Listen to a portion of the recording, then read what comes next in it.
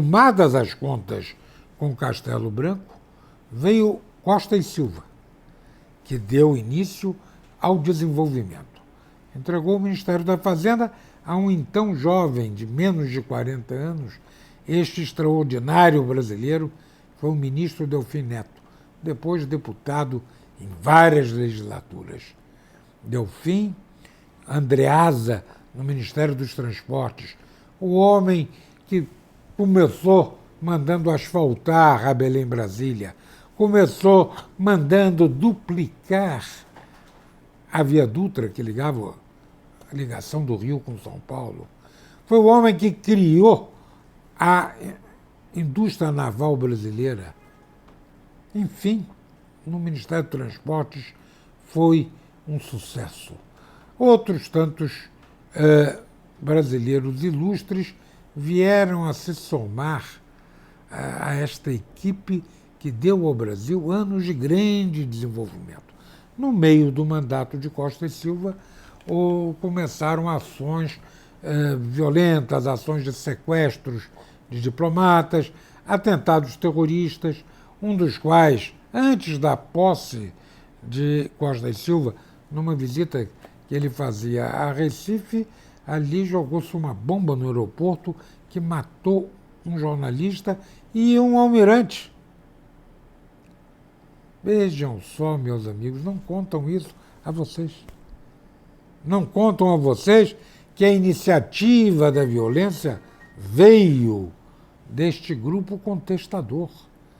Não contam a vocês que, em sequência, foram sequestrados os embaixadores dos Estados Unidos da América, que levou uma coronhada na cabeça, o embaixador da Alemanha, cujos policiais federais que lhe atendiam foram sumariamente baleados, o embaixador da Suíça, o cônsul do Japão em São Paulo. O país estava sendo desmoralizado internacionalmente. Um avião, um Caravelle da Cruzeiro do Sul, sequestrado para Cuba. E o governo foi obrigado a editar um ato de defesa das instituições e de combate à violência, que foi o AI-5. Um ato de força. Mas o governo se defendeu daquelas agressões. E, cumprindo o seu papel constitucional, as Forças Armadas, aliadas às polícias estaduais, conseguiram, nos 3 anos, entre 68 e 71, terminar com esta pré-guerra civil que nós vivíamos no Brasil, em que houveram episódios lamentáveis. Contam de atos de tortura, de interrogatórios com uso de violência, o que é muito triste, mas também assassinaram o empresário Henning Boylensen, era um sueco, presidente da Ultragás, e que tinha paixão pelo Brasil, e resolveu-se fantasiosamente se atribuir a ele frequentar órgãos da repressão policial, quando os depoimentos dizem que ele teria ido 1 ou 2 vezes visitar oficiais que ali serviam. Também houve a morte de um capitão americano, apenas por ser americano, no bairro de Pinheiros, em São Paulo, assassinado de manhã ao sair de casa, na frente de 2 filhos, um de 4, outro de 6 anos. Houve também crimes de um atentado ao quartel-general do 2º Exército, em que morreu um soldado que estava ali fazendo serviço militar, um rapaz modesto, humilde. Enfim, era uma guerra. Chamam de luta armada, outros chamam de guerra suja. É um episódio lamentável. A maioria da população brasileira, da qual eu fazia parte, nós pouco conhecíamos este lado da luta armada. Víamos nos jornais que havia um sequestro, evidentemente, víamos nos jornais que haviam embates, que haviam centros de subversão sendo estourados, como hoje você toma conhecimento de apreensões da Polícia Federal, de armas ou de drogas, enfim. A maioria da população estava voltada e com entusiasmo pela grande obra administrativa, pela obra de reforma administrativa, pelas grandes obras de casa popular, de saneamento básico, o Fundo Rural que o presidente Médici instituiu, que incorporou a economia e a sociedade de uma só vez, 6 milhões de trabalhadores rurais que não tinham previdência, desamparados. Partimos para empreendimentos como Itaipu e Tucuruí. Você que sabe das nossas dificuldades energéticas e do custo da energia, imagine um Brasil sem Tucuruí, sem Itaipu.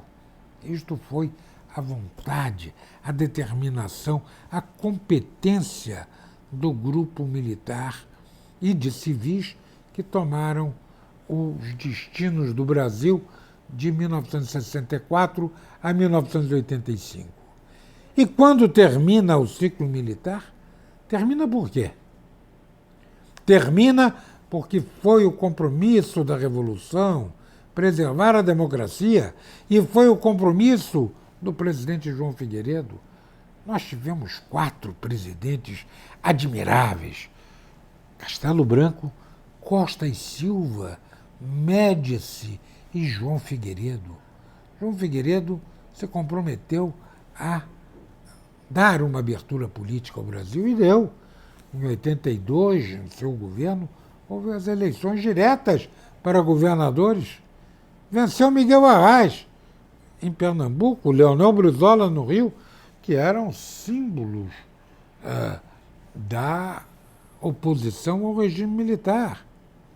João Figueiredo é que propôs a anistia como os radicais pediam e não como os moderados, porque ele deu anistia ampla, geral e irrestrita e, naturalmente, recíproca para a união do Brasil. Isto é que era o mais importante. Infelizmente, 20 anos depois, no governo Fernando Henrique, começaram comissões de anistia, indenizações que se avolumaram no governo Lula e depois, no governo Dilma, chegou esta Comissão da Verdade, que só olha para um lado. É uma análise de um jogo de Fla-Flu em que só se olha para o que o Flamengo fez. O Fluminense não existia em campo. Então, esta anistia é muito bem definida por um respeitado deputado de oposição ao regime militar e no exercício do mandato até hoje, que é o deputado Miro Teixeira, do Rio de Janeiro. Ele disse: eu não quero saber destas revisões da anistia, porque eu votei a anistia como sendo um pacto nacional para virar a página, para permitir a abertura democrática. Vejam só, esta é a opinião de um homem sereno.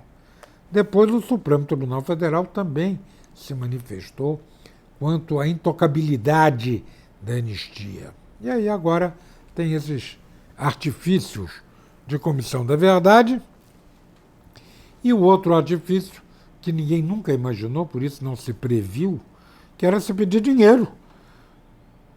Embora tenham pessoas de grande dignidade no Brasil, o ex-senador e deputado, relator da Constituinte de 88, presidente da OAB, Bernardo Cabral, este brasileiro admirado, admirável e exemplar, nunca permitiu, nunca aceitou um convite para reivindicar uma indenização pecuniária pela perda dos seus direitos políticos e do seu mandato de deputado federal que ele veio a recuperar após a anistia, porque ele lutou contra o regime pelo seu compromisso de democrata, de liberal, não de um homem de esquerda que nunca foi.